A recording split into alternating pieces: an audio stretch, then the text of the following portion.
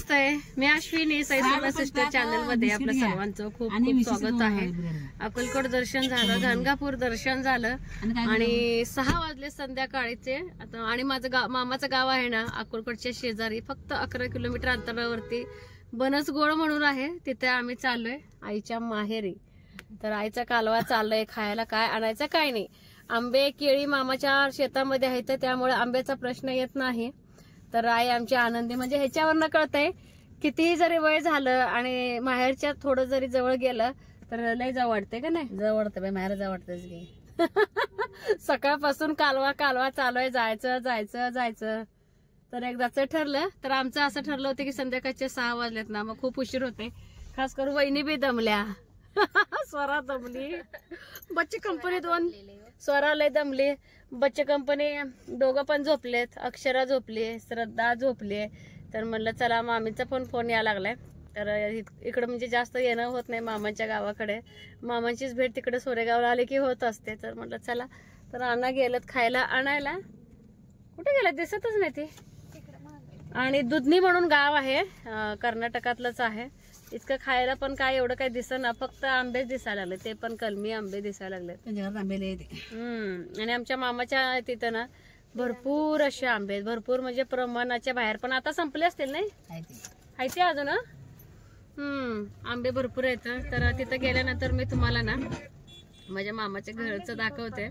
तर कायच मिळालंय काय दिसच नाही का, काय नाही. शेवटी ब्रेड वगैरे, बिस्किट, लाडू काय काय घेतलं. 36, 37, 38, 39,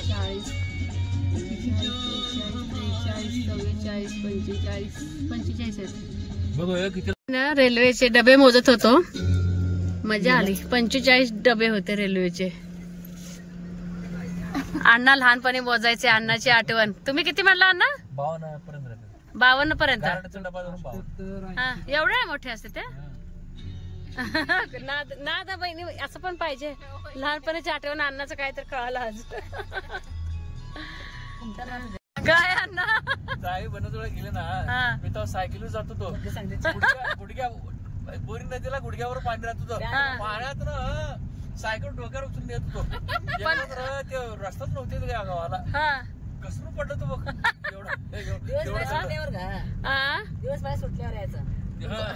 ते झालं ना, ताई होती नाही, 8 दिवस तिथंच राहिलो तो. भाऊ मोठं भाऊ आहे ना, कामावर म्हणून मी मला न्यायला आलता. तर बाई म्हणजे कमरेवर पाण्यातून आला मला. भांडण करून घेऊन गेले, करू दिलं नाही, भांडण करून घेऊन गेले बघा. तर मी जायला ताई म्हणते ना, आईचं माहेर बनसगोळ. तर अण्णा जावाय बनसगोळचे. आई तिथे गेले की डिलिव्हरला ते अण्णा जायचे. कमरेवर पाणी असताना त्यावेळेस दिवस वेगळे असतात ना. हो, गावात किती रोड आहेत नाही, सगळ्या रोड गेला तुम्ही आला का माझ्यासाठी कधी सायकलवर? अण्णा आलेत म्हणून. रोड नव्हता आमच्या गावाला.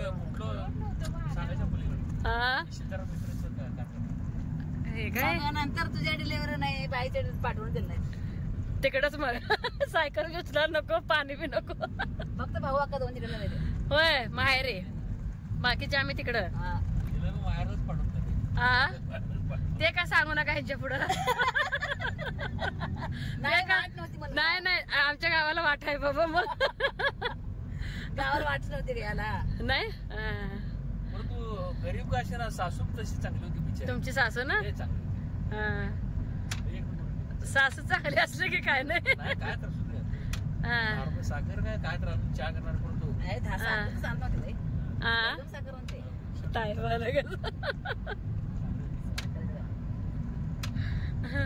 घर उचलेले तर छातीवड्या पाण्यात आमच्या अक्का बाजार आणले. कपडे अक्का म्हणजे माझी आईची आई. छातीवड्या पाण्यात जाऊन आणले. नदीत भाऊ नाही, अण्णा जात नव्हतं सगळं अक्काच. मला काका बोलावलं, त्यानं वाहून गेला मग सांगितलं. मग तुमच्या गावाला एवढा पाऊस होता? आता मला याला बोलायला का गौरी दिवशी पहिल्यांदा आलता की पिशवी पिशवी घेऊन कपडे पाण्यात आला बाबा. वाहून गेलं गेलं वाहून रिकामा झालं बोलावाला. अवघड आहे की ग भाई. निमगावर आलं त्याचं मग ती होडी ती काय नव्हतं कायली नाही तू टाकत नदी आता कायली नाही. बोरी नदीच की फुल नव्हतं ते ग हिनं गावाला गेले ना पत्र गित्र असं काय त्यांच्या गावात पोस्ट बी नव्हतं हत्तीकडे बसला तिकडे पोस्ट तिथं आगलं तर तिथं माणूस कुठं तरी नेऊन देणार म्हणजे वेळेवर जात नव्हतं. वेळेवर जा. पंधरा बघा आमच्या अन्न पत्र पाठवत होते ताईला. उत्तराला 15 लागत होतं 15 महिना. आता फोनवर 5 मिनिटाला कुठे आहे हो? 5 मिनिटं हा. डिलेव्हरला गेलं तर कवा पाठा पत्र पाठवलंच कळत होतं होय. कोण होतं नव्हतं. नाही मग तुम्ही डिलिव्हर झाल्या कसं सांगायचं ग? 15 दिवस. पत्र करून सांगायचं मग 15 दिवसांनी काय? आल्यावर अण्णा सांगायचं. दोघाला आले अण्णाला डिलिव्हर झाले माझ्या आकाश टायमाला इथं डिलिव्हर होते भाऊ टायमाला तिने आलो डिलिव्हर झाले रात्री त्याच रात्री विचार हा. चल रात्री येतो म्हणायचं रात्री डिलिव्हर व्हायचे माझे चल म्हणून डिलिव्हर. महिन्यामध्ये अक्का चिकन जा म्हणायचे महिन्यामध्ये राहायचे आधी ग हम्म. डिलिव्हर होत नव्हते हम्म. चल मला राहायचं त्याच रात्री डिलिव्हर व्हायचे आणि त्यावेळेस घरातच डिलिव्हरी दवाखाना नाही काही नाही. आता एवढं चांगले रस्ते असून पण डिलिव्हर करायचं आकाश टायमाला 4 दिवस घरात डिलिव्हर झाले माझी हा. 4 दिवस कसं काय उभं राहावं सावकाश हा. डिलिव्हर झाली मागितली भिंत पडली ते कधी त्यांच्या गावाला जायला एसटी जर आलं ना त्यांच्या गावाला तुला तर एकदा सांगतो असं पॅन्ट वर गुंडाळून चालत गेलंय अक्कलकोट ते बनसगुळ गुडघ्यापर्यंत चिखल हा. एक तू पाय ज्याला काढायचं, मला लहान होते मी डिलिव्हर झाली एक सोडायला पाय जात काढायचं, नाही. एक पाय काढायचं चालवत गेलो आणि हाऊसले होतं पण तर राम ते लांबच गेलं गावचं जावय काय तर असू आठवण तर आली बरंच गोळ्या जायच्या निघताना अन्न होय हो. तुम्ही पण असं आठवण ठेवा. त्यांनी चालते तिथे मग रोड चालत नाही ग असं आम्ही म्हातारा आमच्या पोरींना नातवंडांना आता स्वरा आमच्या ऐकायला नाही तस स्वराचा चेहरा अजून आला. स्वरा हे झाले पेकाळले प्रवासानं पेकाळले. माझा सासरा होता यांची सायकल दुकान गमळा करा सोरेगावचा पाहुणा बरोबर याचीच येणे सोरेगावचा पाहुणा आला बघा सोनबाई मग सांगायची अक्काला आमच्या कडकड कडकड सायकल वाजत दुकान त्याच्या घरला जा ना रस्ता पण चांगलं होतं असं गोट्या सायकल बसून तर जातच जातो सोड त्याच्या घरात जायला सायकल बापू सोरेगावचा पाहुणा आला म्हणजे बरोबर याचीच सायकल घेऊन काय फायदा का तुझ्या गावात?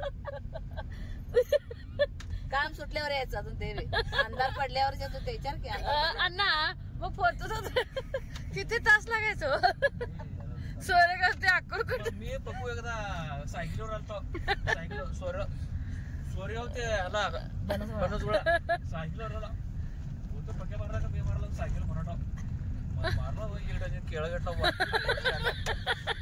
केळं घेतला होता केळं लय स्वस्त अक्कलकोटची केळं म्हणजे कसं माहिती मोठी मोठी डझन दोघांना सरत नव्हते. हा हा बरोबर आहे मामा पण पोटच भरलं नाही अक्कलकोटची केळी प्रसिद्धच आहे ती ग. मामा मामा आता काय म्हणत नव्हतं केळी एवढं कशी मोठी असते चांगली असते ते. चला काय माहिती का लग्न झालं ना पोरं माणसं बिघडते ती एक पोरं असलं तर चांगलं 2-2-3-3 म्हणत हे असं क्वचित नाही एक मुलगा असला काय करत मला करते ते गाडीमध्ये कवर मध्ये असले दगड तिच्या कुठं आता सायकल जायसारखा रस्ता होता बाजूला ते दगडात म्हणून जातील की तर माझ्या मामाच्या गावाचा रस्ता लागलेला आहे. 7 वाजलेत आता. इकडं पण पेरणी काय झालं नाही बघा. वड्यात की पण राहत होतो केशर कसला वडा मी केशराचा वडा कात मध्ये राहिला बाई हे बघून आताच घनदाट वाटतंय त्यावेळेस किती दाट असेल ग सगळं. केशर भीतीचं वातावरण आहे. वड्यात झालं तर पाणी घालतं माझ्या मामाच्या गावाला जायचा रस्ता आहे. उंबरेवर जा आलं उंबरेवर तशी आज बघ शिळावर नाही सांगीवर आता बाजूला ते पैपाई ती त्याला अगोदर बाजूला पैपाई नव्हती. तर अण्णा जे किस्सा सांगत होते तर ह्या नदीचा किस्सा सांगत होते साहजिक आहे. ह्या नदीतनं कसं येत होते का माहिती सायकलवर अण्णा आमचे काटड ही बघा एकाला धरून जायचं पण हे काटड हे किती असायचं ग आता बघूनच भीती वाटायला आले. पण राहायचं हे बघा अण्णा सायकलवर चालत, पिशवी वाहत, केळी टाकत, काय करत येत ते सगळं. डिलेवर बायाला गाडीचा डिलेवर होतो त्या बैलगाडी धाडा पळवत न्यायचा दगडात आठवा लागलाय. अगदी छोटासा रस्ता आहे. मला कळालं न्यायची मी गेलं नाही, पण बाहेर येत होते बायकांना. माझ्या बरोबरच पोलिसांना दवाखान्यात नेत. हे माझ्या मामाचं गाव आणि मामा मामी थांबलेत. हे बघा, मामा मामी थांबलेत वाट बघत. चलो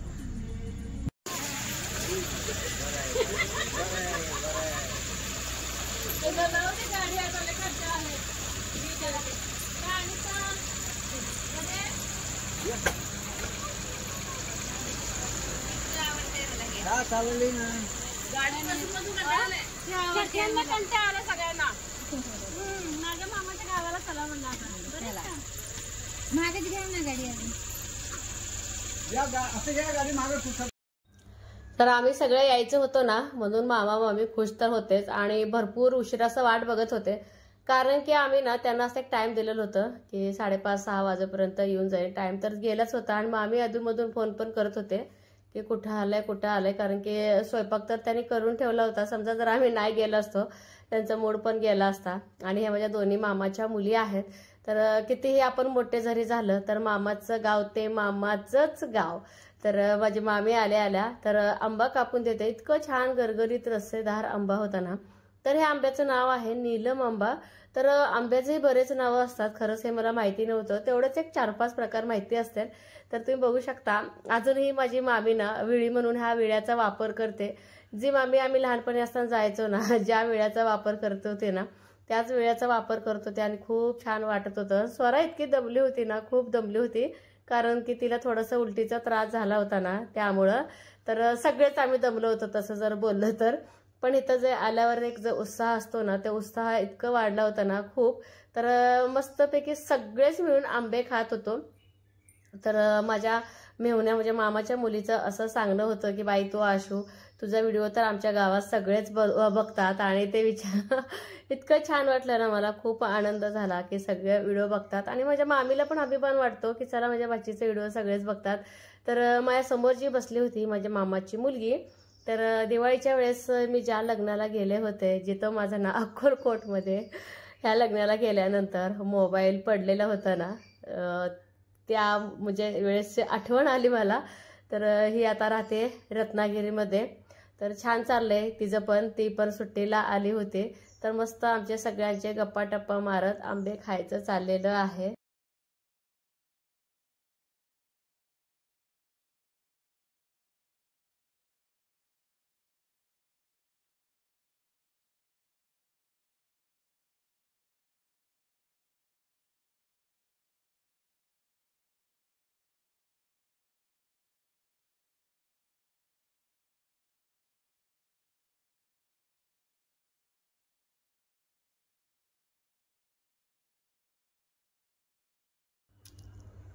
सईचे बाबा इतके लाजाळू आहेत ना, काय सांगू नका. घरात तर आहेत तर बाहेर तर इतकं असं लाजतात ना, काय सांगू नका. इकडे मामी भरपूर असं आंबे कापून दिले होते अण्णांना आणि ह्यांना. आंबा तर ह्यांनी खाल्लाच नाही. चहा घेतला. इतकी गडबड असते ना ह्यांची घरी. चला खाली एक दामटा कर, जोरात दामटा करतात, मध्ये तर कोरण घालायचा ना, असं असं उलटा करून त्यात कोरण घालू ना.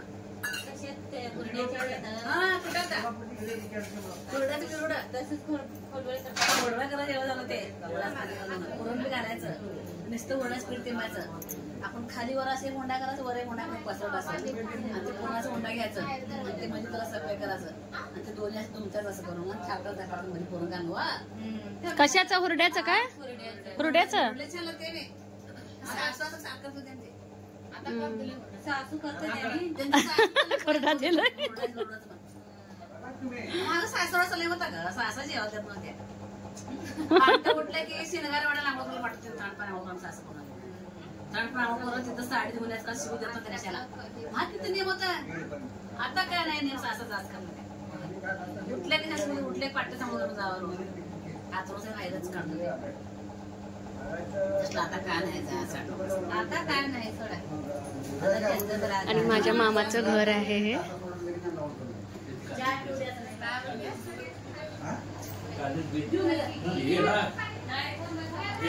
काय कांद्याचं बी नाही पडत.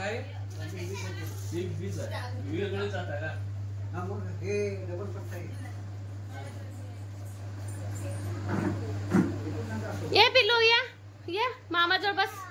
जेवायचं आहे, हात धुवायचा आहे.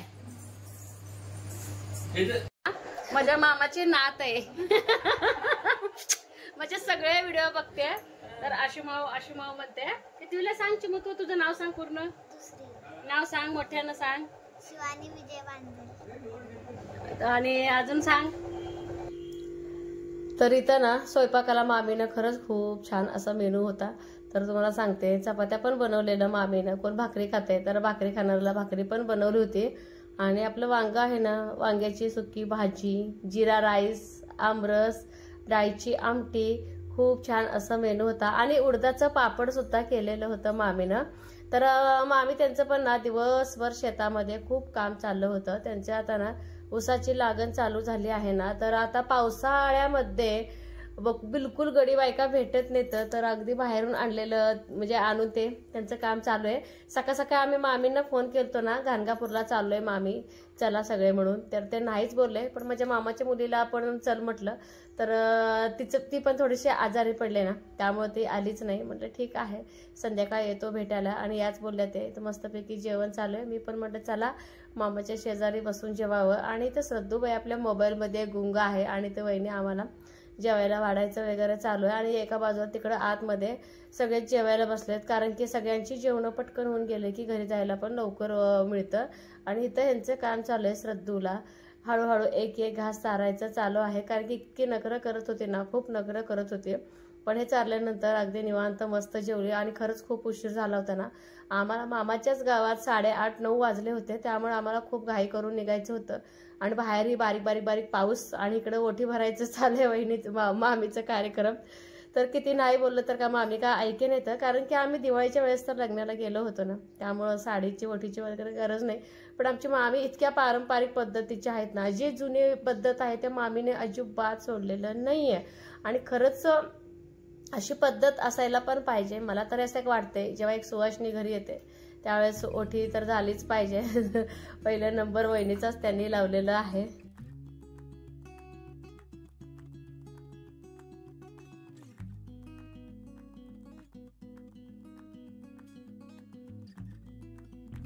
मला तर आठवते, जेव्हा जेव्हा मी वर्षातून एकदा किंवा 2 वर्षातून एकदा मामाच्या गावाला मी गाणगापूरच्या निमित्तानं जाते कारण खूप जवळ आहे, आजवळ आहे.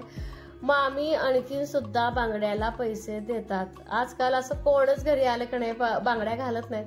पण जुने जे आपले लोक असतात ना, जसे की आता आपल्या मामी, मावशी, आपल्या आया, पाहुणे आले की नाही घरी, बांगडी, चोळी, न्हायला घालायला, खायला, खाऊ घालूनच मग पाठवत असतात. तर इथं आईची ओटी भरून झाल्यानंतर ना लागलीच माझी ओटी भरून घेतात मामी.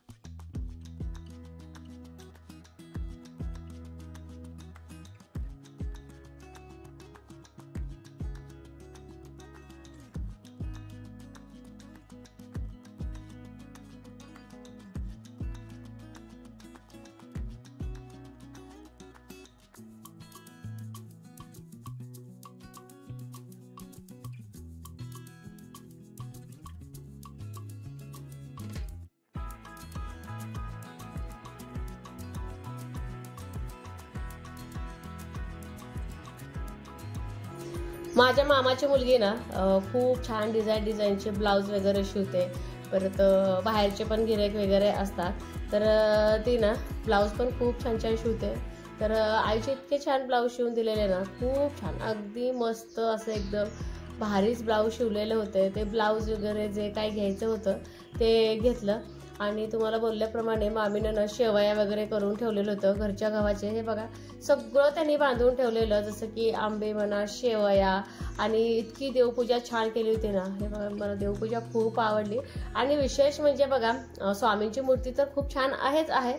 जी ही खंडोबाची तळी आणि खंडोबाचं जे मूर्ती आहे ना, त्या माझ्या आजीच्या हातची आहे. माझी आजीच वारून आता ना 35 वर्ष झाले. तर किती छान हे पित्तळ निघालेलं आहे बघा. आणि आताचं पित्तळ आणि त्यावेळेसचं पित्तळमध्ये बरंच असं फरक आहे. खूप सुंदर देवपूजा. आणि इकडं ना मामीचं काय तर काय बांधाबांधी चालू आहे. आणि विशेष म्हणजे भाऊ घरात एकटा होता ना, मामीचं असं म्हणणं होतं की सचिनला गेल्यानंतर कुठं स्वयंपाक करताय. तर भाऊला सुद्धा त्यांनी डबा करून दिला. आणि शेतातले आंबे, हरभरा आणि बरंच काय काय मामीने दिलं होतं. आणि तसं बघायला गेलं ना, त्यांनी ना त्यांच्या हातचं लोणचं सुद्धा दिलेलं आहे सईपरीला. तर ते पण तुम्हाला मी दाखवतेच. आणि तर सगळे बच्चे कंपनी घरी जायच्या तयारीत आहेत. तर इथं सगळे एकामेकाचा नमस्कार करायचं चाललंय. मामाला या म्हणलं, आता सांगोला आलं की निवांत आले गावात 8 दिवस राहा असं सांगितलं मी मामाला. आता मामा त्यांच्या वेळातून वेळ कधी काढून येते देव जाणो. तर माझं तर सारखं सांगणं चालू असते, मामाच्या पाया पडायचं नसतं हे मला माहित नव्हतं. तर सगळे वरडा लागले मामाच्या पाया का पडली. तर आमच्या इथे ना भाची काशी म्हणलं जातं पडायला लागलेत. पण एक पद्धत असते म्हणे. तर त्यांचं काय तर मला सांगायचं चालू होतं मामाचं.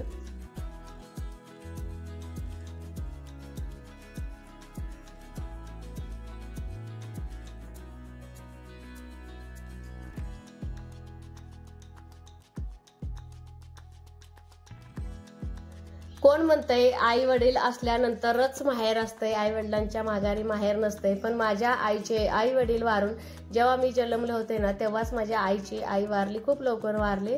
तर म्हणजे आता बघा 30-35 वर्ष झाले. पण आणखीनही मामी जेव्हा जेव्हा आम्ही जाऊ ना, तेव्हा सगळे चालीरीती सगळं करते. शेतातले आंबे, शेवया, जे काय आपलं ना शेतातला वानवळा असतो ते सगळंच. माझ्या तर मते बघा आत्ता आई वडील माझे हुरडा खायला जायचं बंद केलंय. दरवर्षी हुरडा खायला मामा बोलवायचे म्हणजे बोलवायचेच. आम्ही नाही गेलो तरी ताई अण्णा तर जायचे म्हणजे जायचेच. तर इतकं छान आमच्या मामाचं गाव आहे. तर इथं आमच्या जायची तयारी चालू आहे. तर आईचं माहेर म्हटलं का नाही, तर इकडं तिकडं जायलाच पाहिजे. एक का होईना घर माझी आई केली. जसं की ही माझी नात्याने आजीच लागते, दिसायला तरणी दिसते पण आजीच लागते. खूप माया करते आम्हाला. तर खूप आवडते आजी आहे ही सुद्धा. तर तिला जाऊन भेटून आलो. ती पण थोडीशी आजारीच पडली होती. तर तीही आम्हाला घालवायला आले. आणि एकमेकांचे गळा भेट, तुझ्या गावाला माझ्या गावाला. आणि तुम्हाला ना घरांच्या रचनेवरनं कळत असेल तर अगदी अजूनही पारंपरिक पद्धतीचं गाव आहे माझ्या मामाचं गाव. तर पूर्वी जसे वाडे वगैरे असायचे ना, त्या पद्धतीचे वाडे आहेत आणखी सुद्धा गावाला. तर खूप छान वाटतात अशी ही गावं. तर अशी घरे पण लोप पावत आहेत. तर आता एकदम बंगले टाईप आता घरं आलेत ना, तर अशा पद्धतीच्या गावात आलं तरच गाव असं वाटतंय. सगळ्यांची गळाभेट वगैरे चालू आहे. तर चला आता आमची निघायची वेळ. आणि खूप असं दमलेलो होतो, कधी एकदा घरी पोचू असं झालं होतं. अगदी बारीक बारीक टिपका ना पाऊस पण पडत होता. तर सगळे मस्त एकमेकांना गप्पा मारत भेटत. आणि मुलांना इतकी मजा वाटत होती ना, मोठ्यांचे पण मामा असतेच काय असं आमच्या ना अक्षूचं वगैरे म्हणणं चालू होतं. आणि ह्या 2 चिमण्या जे बोलतात ना, ह्या माझ्या मामांची नात, तर त्यांचं एक म्हणणं असतं की यूट्यूबमध्ये आम्ही यांना बघितलेलं असतंय, कारण रिअलमध्ये त्यांनी मला पहिल्यांदा बघितलेलं आहे ना, त्यामुळं त्यांना एक लहान मुलांना खूप उत्सुकता असते. तर चला आता आम्ही पण आता घरी जायला निघणार आहे. तर कसा वाटला आजचा व्हिडिओ हे मात्र सांगायला अजिबात विसरू नका. आणि मामांचं मन आमचं इतकं हळवं आहे ना, जोपर्यंत आम्ही गावाच्या वेशीच्या बाहेर निघत नाही, तुम्हाला खरं सांगते मला खूप असं कसं तरी वाटत होतं. मामा अक्षरशः आमच्या ना गाडी गावाच्या बाहेर निघेपर्यंत सोडायला आले होते. इतकं आणखीन तर प्रेम आहे आणि खूप छान वाटतंय.